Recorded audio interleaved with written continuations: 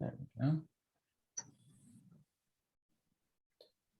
Excellent. We'll let some folks trickle in here. Everyone has been patiently waiting in the waiting room.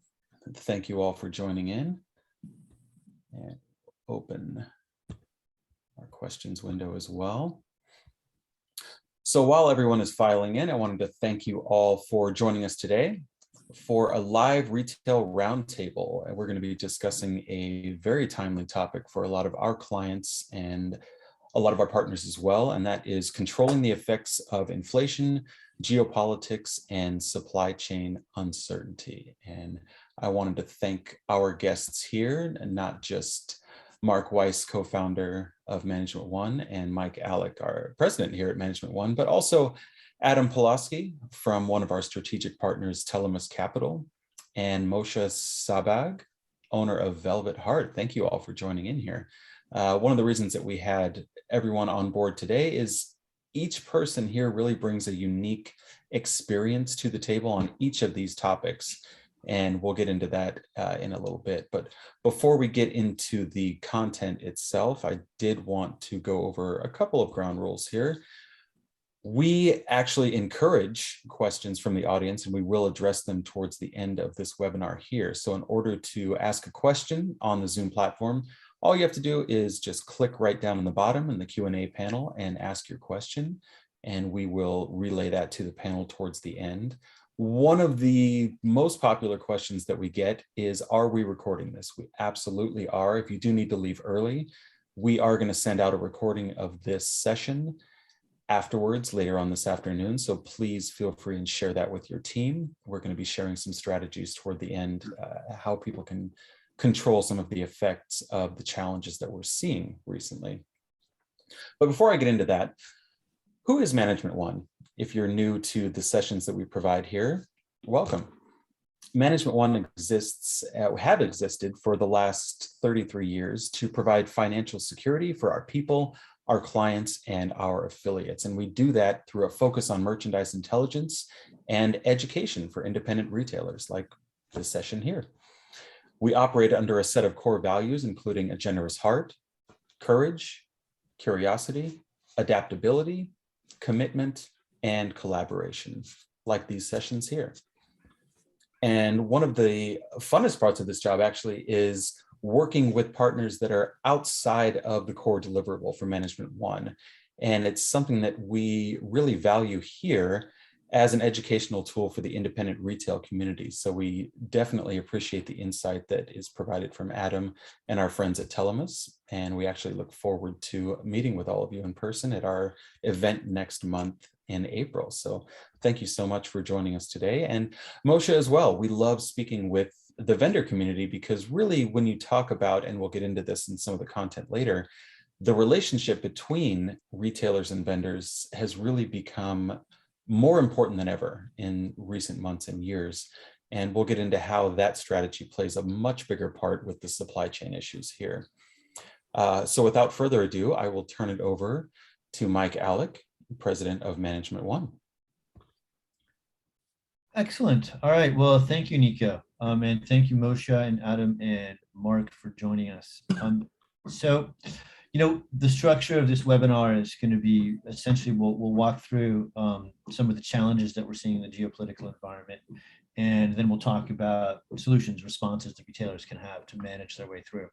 I just want to say sort of from an outset that, you know, the way we think about this is as a retailer, as a business person, you got to keep an eye on what's going on in the outside world, what could affect your business. You got to know what's going on, but you also have to be careful not to over respond to every day's varying headlines. So I think there's that balance. You got to know what's going on, but you gotta stay cool and not react to every headline. So that said, though, so you know, inflation is more than a blip.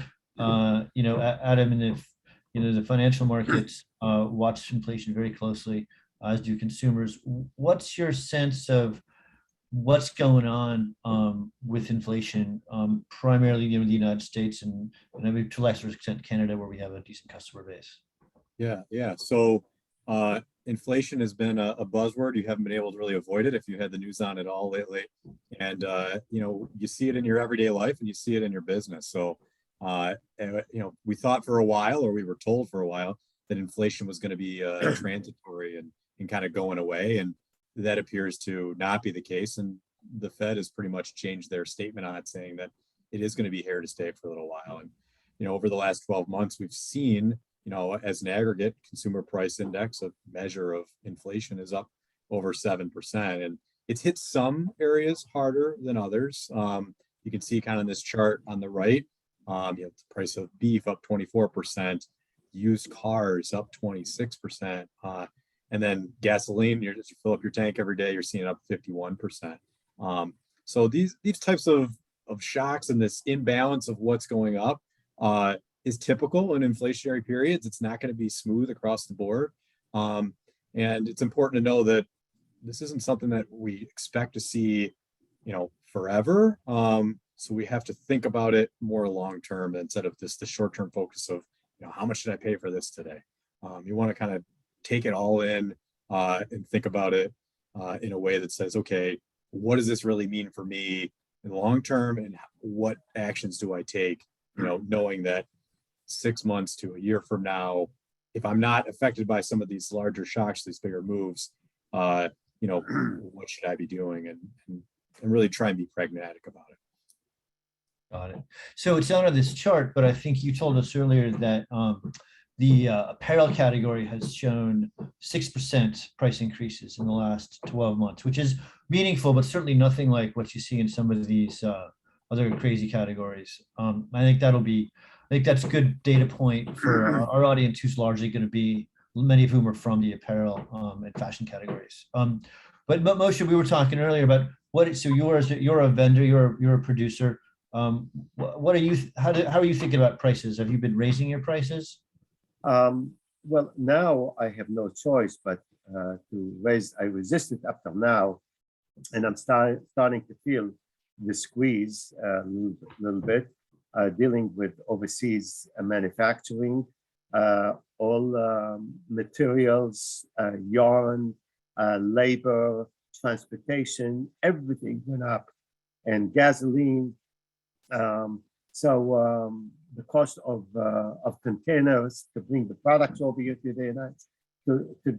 the US, everything went up. So we have no choice but to start to really raise our prices. I think that overall retailers in America are not seeing, they're raising their prices and they're not seeing yet a resistance from the consumer. Unfortunately, the one thing that I need to touch on is with the cost of gasoline, at the gas stations, and that it's hitting your average person in the pocket, might think, again, start to think, well, maybe it's certain things that I don't need, today, and maybe I can pass on it. But overall, up till now, the retailers hasn't felt the squeeze from the consumer to say it's too expensive. So so I apologize for the construction noise behind me. One of the thoughts about inflation is often that it affects different market segments differently. It affects the affluent differently than the low-wage consumers. Most of our clients cater to middle class and above in terms of income. Adam, can you talk a little bit about that, like how you think about inflation and as it affects different income groups? Yeah. So inflation disproportionately affects lower income individuals. People who don't have the same discretionary income are forced to pay more for things like housing and transportation, and they just don't have the extra dollars to spend on going to the movies or spending on hard goods. So when prices go up, that really eats up what income that they have. So people on the higher end, people with higher incomes, they're not necessarily going to change their behaviors when the cost of groceries goes up, 10%. They still have discretionary dollars to spend, and they're still going to be buying, hard goods. They're still going to be traveling. they might put off some purchases, like maybe a new vehicle for a period of time. But ultimately they have flexibility that lower income earners just don't. Okay, cool. So let's move on to the maybe to the next the next slide. So debt, right? So consumer debt. So this chart, thanks Adam for providing this data. You know, it shows on the right side of the graph that consumer debt really fell off pretty dramatically in 2020, and then it started to bounce back up, you know, in the last few months. How should we think about that? Is that the sign of just a healthy consumer returning to normal activity, or is that something we should worry about? What's your view on debt and how it could be affecting things going forward? Yeah, I mean, 2020 was great for the individual American household budget because they weren't able to spend, so they were able to take what money, if they were still working or if they were collecting unemployment or stimulus money, they were able to pay down a lot of the outstanding debts that they may have had. Just didn't have opportunities to spend it where they might have wanted to.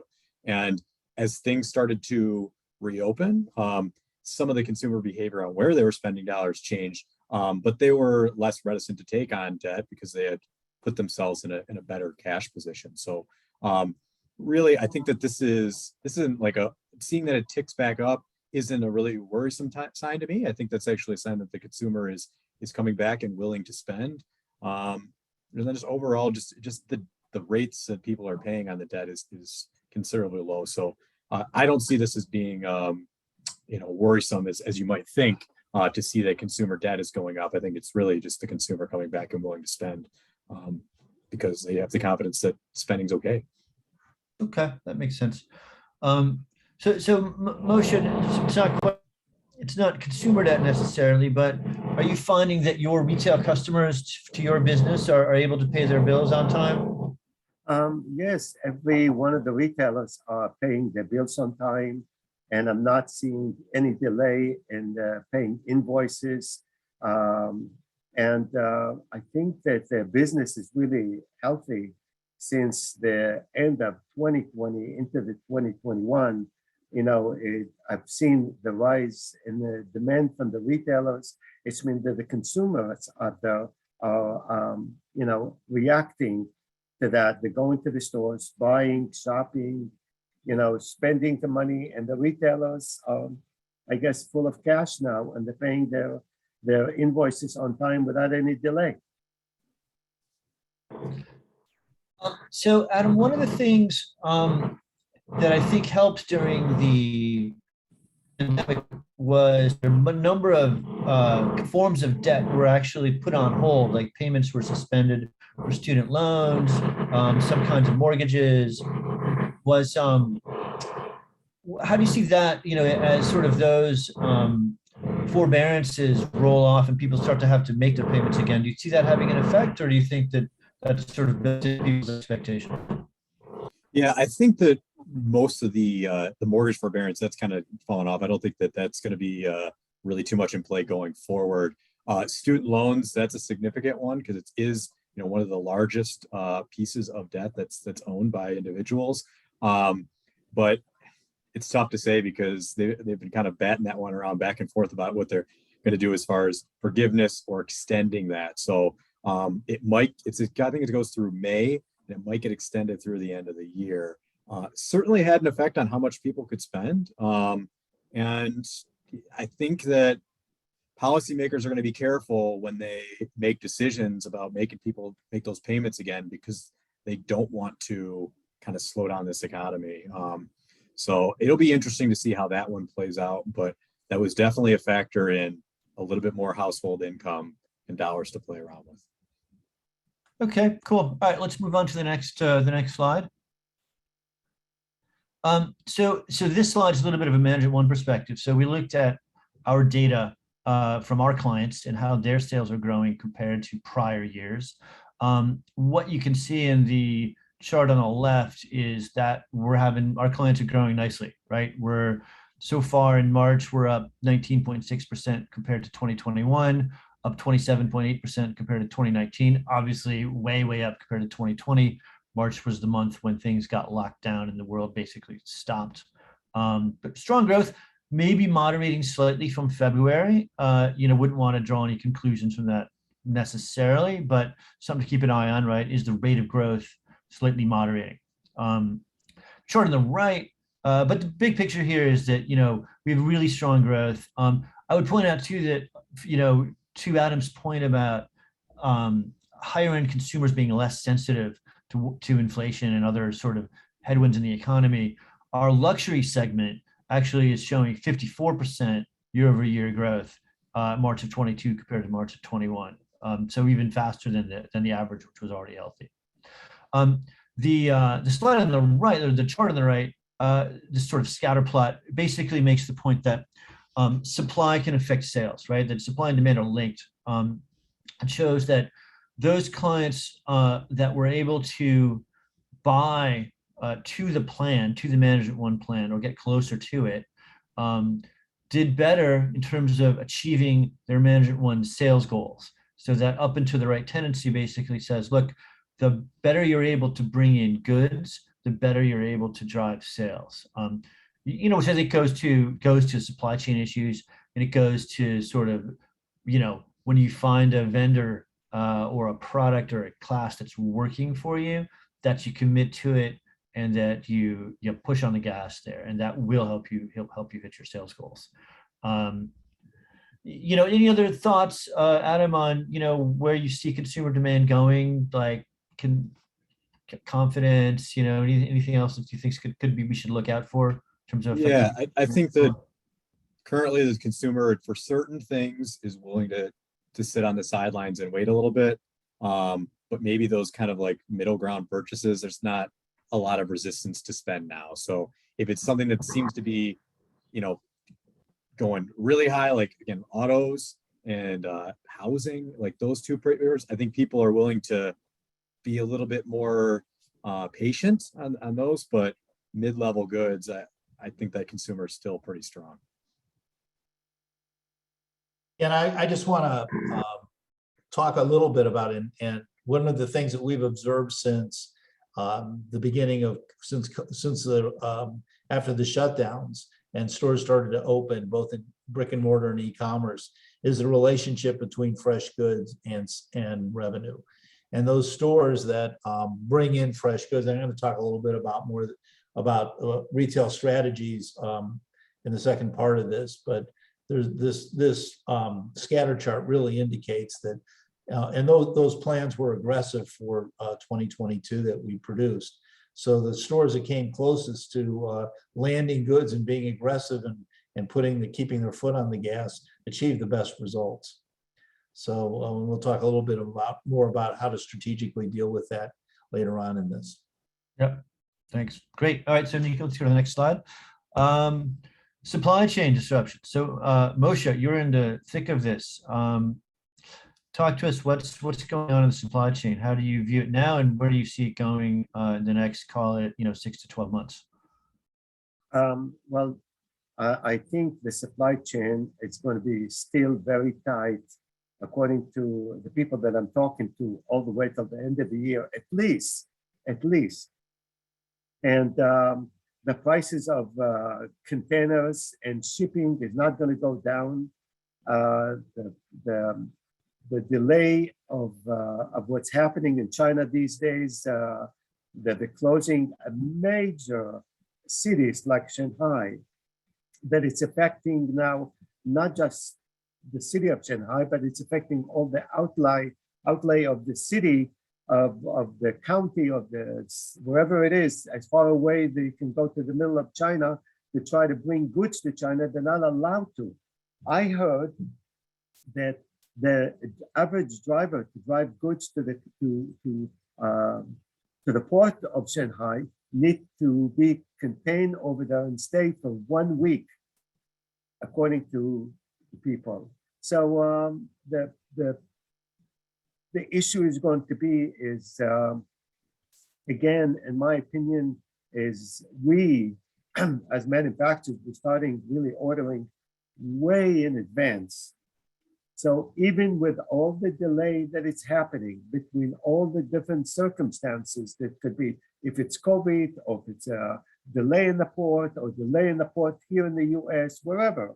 It's at least it's going to come somewhere and somehow close to the delivery that we are anticipated here in the US to be able to supply the stores. Because, you know, I learned one thing, you cannot sell from empty shelves. If you don't have the products on the shelf, the stores are not going to generate, the cash register is not going to be ringing. So the goods must continue to come, and you need to, but it's not going to be easy that I see it, well, relaxing at least till the end of this year. Great.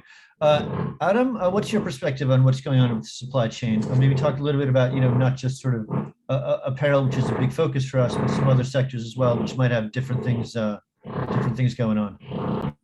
Yeah, you know, supply chain seems to be an area where the innovation just can't come fast enough. So a lot of the old ways of things being done is really just creating bottlenecks and you know, having to rely on drivers to move the goods from the ports, and unless you're somebody like an Amazon who can afford to move them to off property to a different spot, you know, it's really makes it very difficult for the smaller companies to be able to manage that. And so just generally, I think that those shocks are slowing the ability of a lot of the larger companies to book their revenues, just because they can't move goods as fast. So it's definitely a difficult environment for corporations to figure this out. And it seems like the larger you are, you might have some more tools to kind of solve those things, but it's definitely not easy on anybody. Okay, cool. All right, let's go to the next slide. So geopolitical uncertainty, which is really just a long-winded way of saying the Russian invasion of Ukraine. So what do we think, Moshe? What do you think about Russia and the Russian invasion of Ukraine and whether it affects our business? Maybe superficially it feels long ways away, may not have too much effect. How do you think about it though? You think about it is that it's so far away from us that it's not really affecting us yet over here in any way. But I think, in the long term, if this war will continue to, take a few more months, and it will start to affect Europe. It will start to affect overseas supply. It will start to affect us feeling confidence, because like the consumer, for example, today I heard something positive in the news that consumer confidence is up. But what happened if this war is going to continue to be another 6 months? Is people going to feel still comfortable? I don't care. It's so far away from me. It's not going to affect me. It's not affecting my pockets. It's not affecting my supply. It's not affecting anything. I don't think so. I think overall that if this war will continue, it will have some kind of effect on Europe and on our economy. For example, I deal with some stores in the European continent, and they're very close to where they are. In Poland, for example, they have stores, and they decided to hold on buying from us for right now. So it could affect our economy if this war will continue to go nonstop. Adam, how do you guys think at Telemus about the war in Ukraine? Yeah, I agree with some of what Moshe was saying, that right now, as it's contained between Russia, or seems to be contained between Russia and Ukraine, there aren't a lot of goods that we rely upon either Russia or Ukraine for, with the exception of oil. And I think it's very important to have a deeper understanding of how much oil domestically we use. And traditionally, before the sanction and cutting off any imports of Russian oil, we imported about 7% of our oil from Russia. The great majority of where we get our oil is from Canada, about 62%. So domestically, it doesn't, we can replace that oil. In Europe, it's a little bit different. They have natural gas and oil that they're getting from Russia, and they can't segregate very fast from those things. So certainly it's a different stance in where we're sitting today versus where Europe's sitting today. And so there are going to be impacts on us here because the price that a barrel of oil costs here is related to, and for West Texas, is related to Brent crude. They are not exactly in line, but the price of one good is going to inherently carry the risk across the global because it's a global commodity. So I think it's important to keep an eye on those things. But as far as how much impact it's going to have on the U.S., specifically for Russian oil, it's only 7%, so it is replaceable domestically.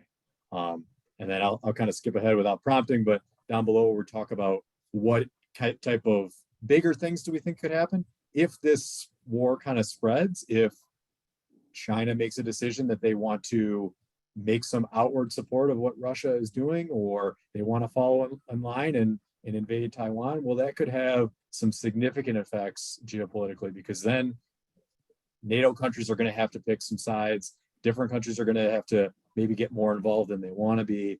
And specifically with Taiwan, huge semiconductor producer that we already know has affected the ability for automotive companies to sell cars, and then plenty of other companies who are waiting for chips. So that could have a really big effect on supply chains. But at this point, China has stated that they don't support what Russia's doing, at least that's they're saying on the national stage. We're going to have to kind of wait and see how that plays out. All right, cool. Well, all right, lots of stuff going on between inflation, supply chain, war. I think overall it feels like we're managing through it okay. Let's sort of pivot now and talk a little bit more specifically about retailers and how they can respond and what they should expect, and most importantly, kind of what they can do and control within their businesses. So for this section now, I'm going to turn the moderating duties over to Mr. Mark Weiss. Yes, thank you. Thank you all. And, I don't think anybody really knows how long this will last, but it does seem like we do have external threats that come to us in waves. And certainly the last 3 years have proven the retail community's ability to adapt, to change and respond to their market in a very aggressive way. And we're going to talk a little bit about that. But the question that I want to ask Adam is, do you feel like this inflation could turn into a recession? Yeah, so traditionally, we don't see this type of behavior turn into a recession. So when the Fed is making the decision to raise interest rates, it's because we have a strong enough economy to support interest rate hikes. When we're going the opposite way and we're doing quantitative easing, we're lowering interest rates, it's because we're trying to spur investment. So right now we're actually trying to slow down the increasing of prices and inflation. So we're going to raise interest rates. So I don't see the current environment as causing an inflation. And for that to happen, I think it would have to be another piece or something affecting financial markets or more geopolitical instability than what we're seeing right now to kind of force us that way. Well, how does the extremely low unemployment rate figure into that, and have increases in wages offsetting any of the inflation? Yeah, so we are seeing greater increases in wages because it's becoming more and more difficult to attract employees to jobs. We had a lot of people, we had the great resignation, as we talk about, certain people who left through COVID and haven't come back. So there's a lot more job openings than there are people to fill those jobs. So we're paying a little bit more, but the amount of wage increase is still not fully represented towards the inflation. So if we're seeing, previously it was around 2 or 3%, we saw the average wage increase. Even if you move it up to 4.5, which is what we're kind of seeing over the last year, it's still below the 7% inflation rate for the actual goods. So it's not quite being carried through. So when the major inflation we had in the 70s and 80s, we also had record unemployment of 20%. So it's not exactly the same apples to apples as we saw, historically high inflation periods in the past. Yeah, very, very different environment. And we hear that a lot. Oh, this time's different, this time's different. Well, in this case, it's different in a good way, that people are still employed, which is keeping demand high because people have money to spend. Yeah, I mean, I think that I just want to build on that. I mean, the fact that there's been scarcity of products has kept the demand high and has been a great offset to inflation, and probably why consumer spending, at least in our market, continues to be strong. Yeah. Let's move on to the next slide. We'll just talk a little bit about this and then get into some, because I think we were kind of talking about this before, that what we saw previously and what we're seeing today is a little bit different. So, or very different. Yeah, this shows pretty good. Like, people want to know, what does this mean? What's going to happen for the overall stock market? So you can look here and see some different conflicts that happened historically. When we first found out about Russia invading Ukraine, it was compared to the Cuban Missile Crisis, which you can see was a 5% sell-off for the market, on the initial sell-off. But just 6 months later, you were 21% up higher off those lows, and a year later, 26%. So just because the headlines today seem like scary and that we don't know what's going on, you can see the recovery actually happens pretty quick. And the short-term shock to investment markets, it's kind of short-lived.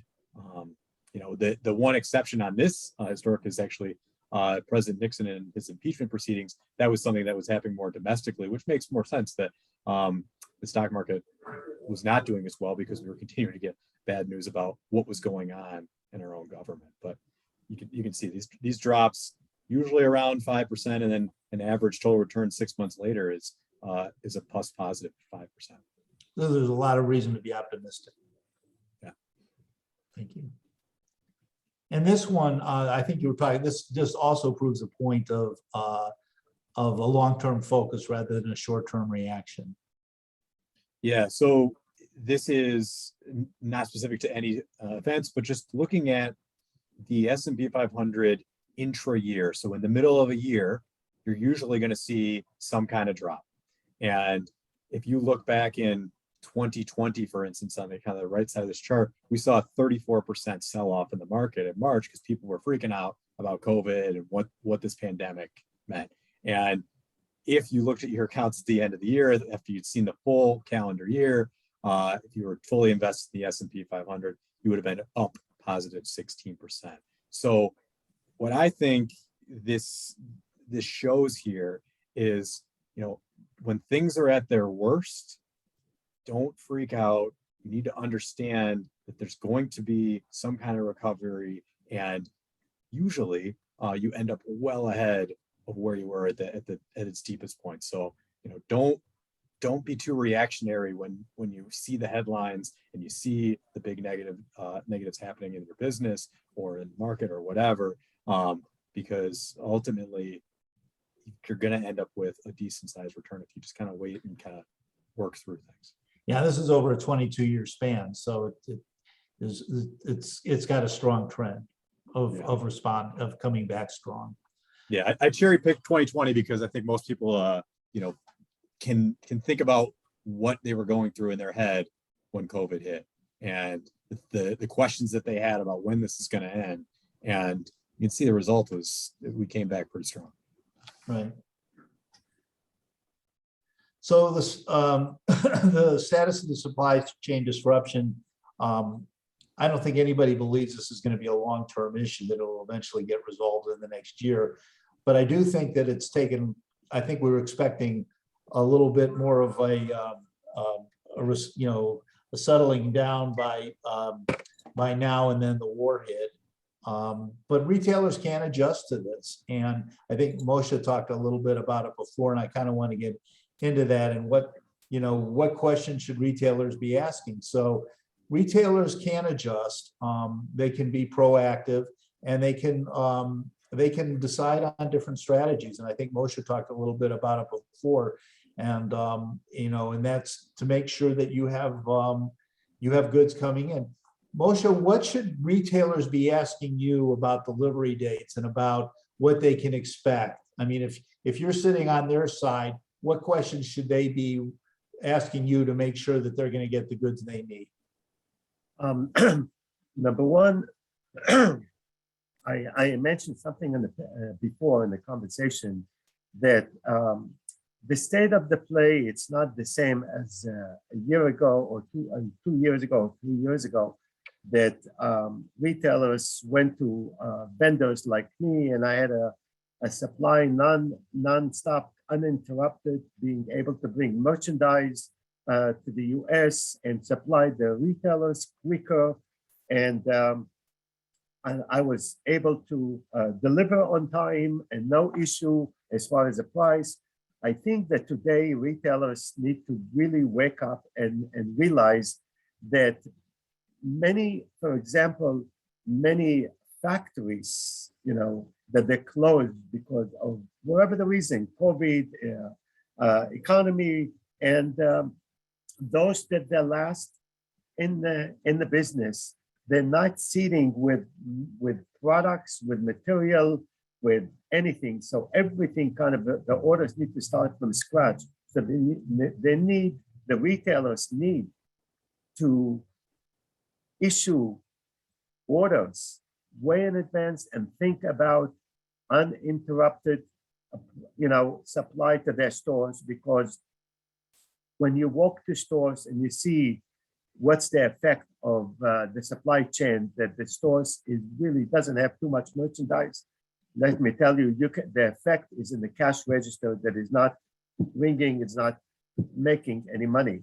And when you see stores that they have supplies coming in uninterrupted and fresh products, the stores are busy at that time. The consumer will react to if they're going to walk to the stores and see a new fresh products in the stores. But the retailers need to be able to think about, okay, I need products and I need to think about what am I going to have for August? What am I going to have for September, for October, November, and think ahead. And so their supply will be uninterrupted. And in your mind, how can retailers improve their relationships with vendors? How can a retailer improve how they work with you? What would that look like?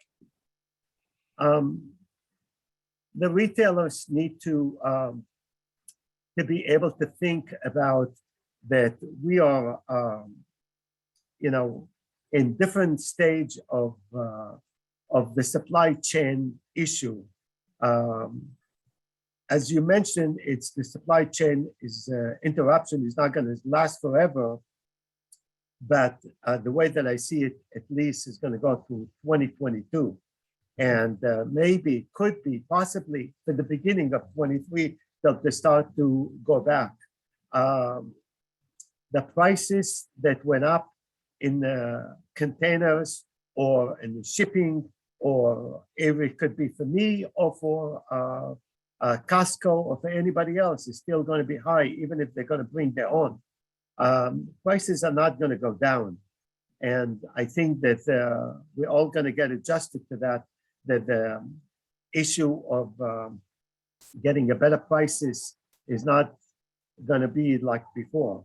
So retailers need to be able to partner with people like me and to be able to think ahead and plan and think positive about how we can, go forward together as a partners. Right. I think a lot of that started in COVID, where then, retailers had to work with their vendors, their creditors, and partner with them in ways that maybe that needed to be less adversarial. And because, we need each other. Retailers need vendors, vendors need retailers. And so in ways that you can look to build on those relationships, you can support each other, especially as we go through threats to the business that aren't created by ourselves. So, look, we survived the downhill of the COVID in 2020, Right. and we stayed in business, and the retailers start really working with the various vendors. And I think 2021 start to form some kind of a relationship, as you said, that we need each other between various vendors and various retailers to be able to think about that we are, as I mentioned, partnership. Yes, we the suppliers, they're the retailers, and we need each other, and we need to support each other, and we need to be able to work with each other without being adversarial to each other. Right, and I just want to build on that, and I can't agree more. I mean, I totally agree. I mean, we have to work together. We're here, we can support each other, and we've seen a lot of movement in that direction. Of the, one of the things that we talked about when the pandemic started, I remember being on webinars saying that how much the community, the vendor and the retail community needed to work together, and that this was an opportunity, and that it shouldn't be short term, it should continue in the long term. From our part, we talk about know who your vendors are that are important to you. Be important to them. If you're important to them, they're important to you. So, go deep, don't scatter your dollars across a lot of places, but invest in people who are going to invest in you. So I think a lot what we've seen over the last year really is a swath of different strategies that retailers have done. Some have overbought in order to capture market share and make sure they have the goods. They'd rather, to what Moshe said before, they can't sell out of an empty store, so they were more aggressive than others. We've seen other stores that have been underbought and haven't started the month strong, and therefore we feel like have lost business. They've done business, but they haven't taken advantage of the business that was out there. And then there are people who have worked hard to chase goods, and a lot of people do a combination of all of those. But our feeling is right now is that it's better to confirm than to chase.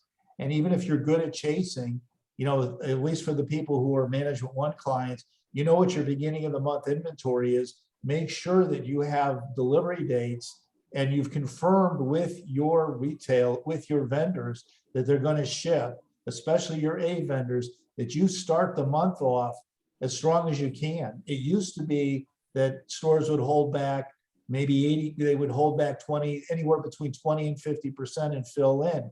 Now we've got retailers who are not holding anything back. They're making sure that they have every dollar positioned to have inventory at the beginning of the month. I know for a lot of people that's hard because they go back to April 1st of 2020 and they're sitting with a store full of inventory and their stores were shut down. But you can't think like that right now. The stores aren't going to be shut down. Business is going, at least in our area, in our niche, is continue to be good. We've got to continue to protect ourselves, but we have to protect ourselves against a disruptive supply chain. So, and also for those of you that got involved in digital and have continued, we highly recommend that you continue to pursue the digital side of your business. We've got some clients that do, more digital business than they do brick and mortar business today. But I would say that the digital part is also an outlet for you, for your inventory. So as you bring goods in, to keep that flow going, as Moshe talked about, which we totally 100% subscribe to, is you also have another outlet because the customer is just not shopping in a brick and mortar, but they're shopping on Instagram and social media, and we're learning how to plan all those things. And also for people who are afraid of inflation, I'm a child of, I grew up in the business, and I got out of college in 1974. My dad was an independent women's specialty retailer, and it was the expansion of the malls. I mean, in the height of the relationship, in the height of the inflation of the 70s and 80s, the mega mall hit its stride and mall construction exploded. And mall construction was 100% related to retail. So even through the highest inflation period in the history of in my lifetime, retail exploded, and you saw retailers signing leases. Matter of fact, I remember my dad having a conversation with his attorney about the landlords and the rents, and the rents kept going up. I mean, from $6 a square foot, I can remember, all the way up to 80 to 100 in a short period of time. And my dad's attorney, I remember him saying, well, you know, if you retailers are going to sign leases in these malls, and they're going to continue to raise the rents. So the point is that don't be afraid, because history has told us that business can be good even in inflationary times. Right. Don't just write the order. I mean, talk to Moshe, talk to the vendors, talk about when is it going to be delivered? What's your assurance? Make sure that you know that your goods are going to be there. Seek out alternative vendors. Have strong B vendors in your bullpen. A lot of our clients have found out that some of those B vendors became A vendors for them. So continue to test the market, look for newness. Start raising your IMU. Our luxury retailers, in many cases, have raised their IMUs 5 to 10 points. That's a lot, but they've also had to rebuild their inventories. And there's been zero price resistance on the part of the consumer. So as I mentioned before, start those increases now. I know a lot of the footwear stores knew what the price increases were going to be for fall. So for goods that they already had in stock or were reordering, they were already raising the prices to meet those. And again, we've seen zero blowback from the customer in terms of paying. The customer knows that things are going to be more expensive. So, and because of scarcity of product, they're not afraid. As I said before, confirm versus chase goods. It's better to be prepared than to try to find goods that you can't get. I'm not saying don't chase goods. I know some people are very good at it and have a supply channel to do that, but make sure that your beginning of the month inventories are met. You cannot catch up. If you don't start the month strong and you think you can catch up during the month, you're going to miss that early part of the business. And again, as Moshe said, make sure it's fresh. And again, as Moshe said, a fresh flow of inventory all comes back to planning ahead. So talk to your vendors, make sure they're there, make sure that you're important to especially your A vendors. And even if you need to go deeper with them, don't be afraid of it. It used to be, if you think about it, before the digital age, we used to have clients, they may buy, 6 SKUs, 12 SKUs, 18 SKUs or something. We're now seeing clients digitally selling anywhere from 36 to 250 units in a half hour because of their digital presence. So think differently about how you can go narrow and deep in your inventory, and think about how you're going to sell it through.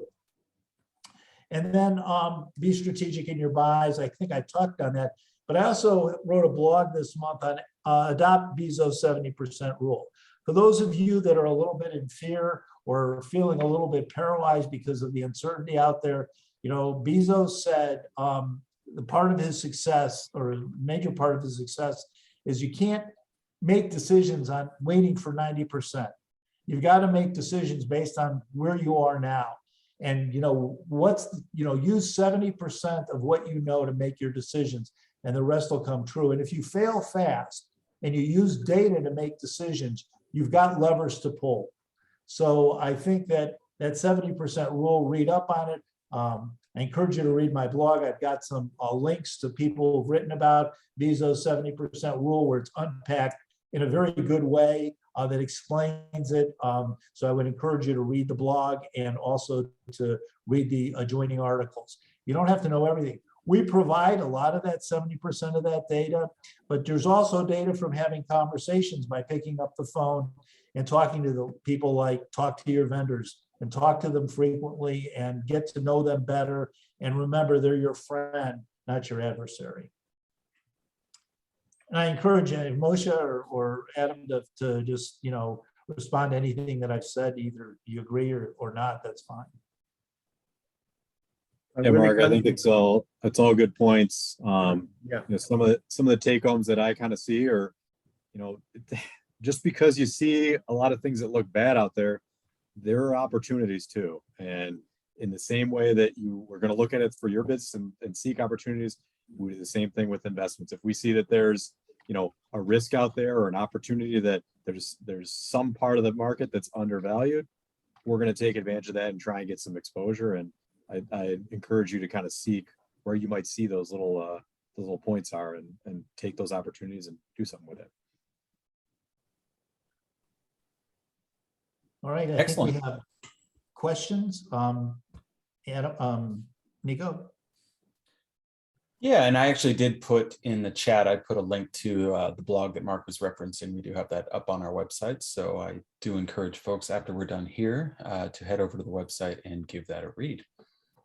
So one question that came in here from Doug, he was asking in regard to the incremental changes that you're talking about to IMU, how does messaging play into that? Is this something that should be messaged to a customer, or is it more implicit and just done without saying a word? No, I don't think I wouldn't message it to the customer. I mean, if, you know, I don't see the customers are questioning increased prices at all. I think it's expected, and I think it's just, you know, way to drive revenue. Obviously, you know, if you're raising your prices, you're also raising your revenue. So some of your collateral costs also go down because of it. Some of your, you know, your fixed expenses as a percent go. So we could get into a whole financial discussion of how raising prices, and especially if it doesn't stop demand, really makes for a much healthier business. So, but I wouldn't, if I was incrementally increasing IMU, I would test the marketplace to where I can go with it. That's actually a great segue into Nancy's question about IMU. What is a good percentage benchmark to start at as far as how they should raise it? Well, you know, we talk about balance in merchandise planning. So you've got different classifications that have different IMUs. So it all really depends. There isn't one generic initial markup that goes across the board. And so so it kind of really is dependent on the classification. And then you want to have a diversity of classifications where you can get different IMUs. So oftentimes in women's fashion, for example, accessories are going to provide greater IMUs than apparel. And so we're, you know, so typically, and again, what's your mix between, you know, branded and fast fashion? Fast fashion is going to have a higher IMU, brand is going to have a lower IMU, but if you mix them together, you know, the composite is completely different. So again, we're happy to have these discussions and give you benchmarks on what we see, but it's so unique to each industry. I mean, the footwear industry is different than the jewelry industry, which, you know, fine jewelry doesn't get a high IMU, but the price points are high. Matter of fact, our high-end jewelry stores can't get enough Rolexes in stock. So what's that tell you? So the IMU doesn't really matter. I don't think IMU as a lever to create demand exists right now. It's about IMU to create profit and also to offset increased costs your cost of goods sold. So, and I would keep track of your cost of purchases and what do my cost of purchases look like to my sales each month, and I would look at that on a monthly basis and then on a quarterly basis as well. Excellent. Woody is asking, or I guess he's stating, he says he has a big problem now with pre-booked product arrives either piecemeal or late, and it's hard to stick to a buy plan. And he's asking if there's any thoughts about how vendors sometimes don't have clear ETAs. Yeah, well, I'm going to ask Moshe to field that, but that's a great question. You know, with all the delays that it's happening in the past year, that started in 21 really, and that there is nothing for sure coming on time as we're all predicting. But from my point of view, that I'm working with retailers that I managed to form a good partnership with, that I'm important to them and they're important to me, that they work with me when certain products arrive a couple of weeks even, you know, late beyond the date that was supposed to come, or even sometimes then when they come partial, the stores are so, in my opinion, are so hungry for new products to flow to their shelves that they're willing to take even partial shipment or half of the shipment, and they will wait for the second one also. I didn't see any resistance in that sense, as far as, oh, you're not shipping me complete, oh, and how am I going to be able to do business? At this point, anything that they can get quicker and even partial, half, to their floor, to their shelves, so they can continue this momentum of doing business that they've been doing business, and I've seen it, with the partnership that I have in the business with certain retailers, that they had success in that, and they're willing to work with us as far as partial deliveries. Yeah, and I think that sometimes we've got to, if I could just build a little bit on that. I think having good relationships and communicating with the vendors is helpful, but I also agree with Moshe that get it out there, sell it, let the customer decide if they're gonna be unhappy with a broken assortment. And you can always get back to them. I mean, so I think that what we have found is also true what Moshe says. When we get it on the floor, we sell it. And waiting for a perfect presentation isn't going to always is holding up an opportunity to do business, and create scarcities. The good thing about there's a positive spin on this too. Is listen, this is what we've gotten in. It's not everything we wanted. The customer is going to understand supply disruption, but if you want it, it's here now. It may not be here a day or 2 weeks or a month from now. And I think that's why we saw markdowns at the lowest that we've ever seen them in the history in January and February, because people sold through at regular price because customers recognized if they wanted it, they weren't going to wait. And final one here, Nancy was asking, when you mentioned having a strong bullpen and getting a better assortment of vendors, other than trade shows, what is a good source to find new vendors? That's a good question. Obviously, trade shows, it depends what market you're in. Peer-to-peer groups are helpful. There's online, it just depends what market you're in, but there's aggregated marketplaces like Fair and was the one we were talking about in the meeting this morning, the Nico, it just escapes me, Fashion Go. Fashion Go. I know that some of our clients that are in the fast fashion market, I mean, they start their day looking at their open to buys, and they're online looking at websites like that every single morning. Talking to other vendors, those of you that are management one clients, talk to your retail expert, and they can connect you with like clients. But I mean, a lot of it is just getting out there and talking to people, and even vendors. I know Moshe wants to be in stores with vendors that complement what he does. So I'm sure he would have recommendations for you as well. But I think it's like anything else. Talk to people. Talk to 5 people a day about the vendors you need, and you'll find all the vendors you want. But having a strong bullpen is extremely important, because you've got to have go-to vendors. I mean, Moshe may have a delivery that he just has a problem with that he can't do anything about. So, as a retailer, you've got to be able to find those. I mean, he's going to do everything he can to get the goods, because if he doesn't get the goods in and doesn't ship them, he doesn't get paid and doesn't make any money. And it works well, the same thing for him. But I think that I think being a buyer today is more demanding and more challenging than it's ever been, because you've got to be on top of the market. You've got to be talking to your vendors constantly. You've got to rethink the way you do assortments. You've got to understand that wide and narrow is not going to work, but you've got to go narrower and deeper. And I also think, and you've got to be loyal to your important vendors. And I also think you've got to spend time sourcing vendors. And that might mean getting on, you can look at, you can go outside of where you do business and look for stores like you in other parts of the country and see what their lineup of vendors is. There's a tremendous amount of information online, just looking at websites of other clients, other retailers like you, and looking at who their mix of vendors is. So there's lots of information out there. And we also have a partnership with Informa and also with a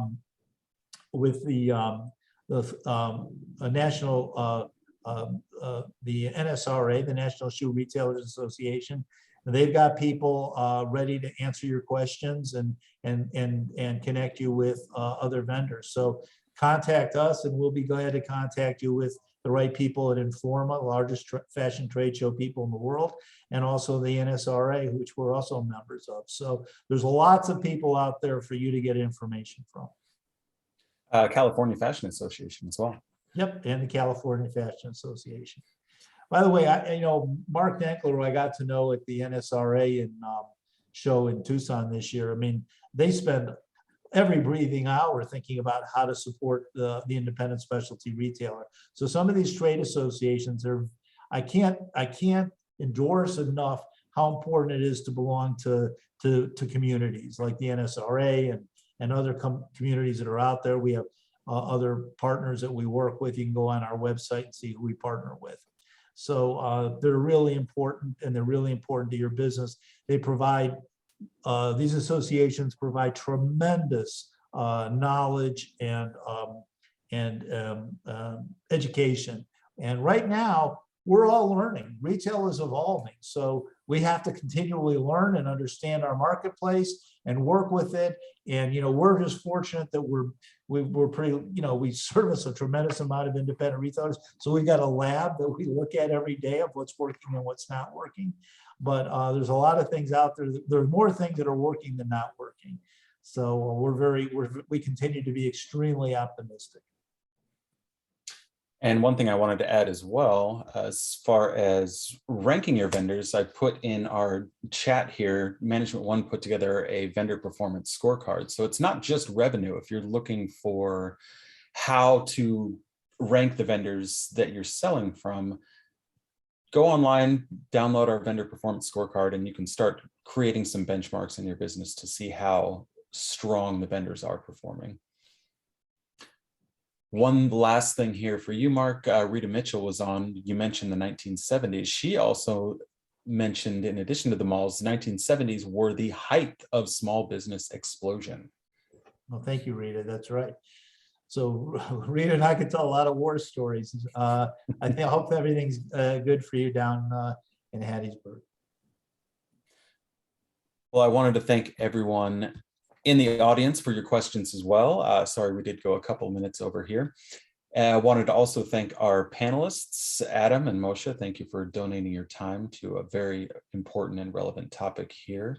And I also wanted to clue folks into our next session. Next week, we're going to bring on Josh Orr from Streamline Retail, and he's going to be discussing e-commerce growth. And he has the 5 ways for 2022 to be your best year yet. So we will be sending an email out to that as well. But I wanted to thank everyone for joining us today, and onwards and upwards for Management One. Yes. Say hi to Milt, Rita.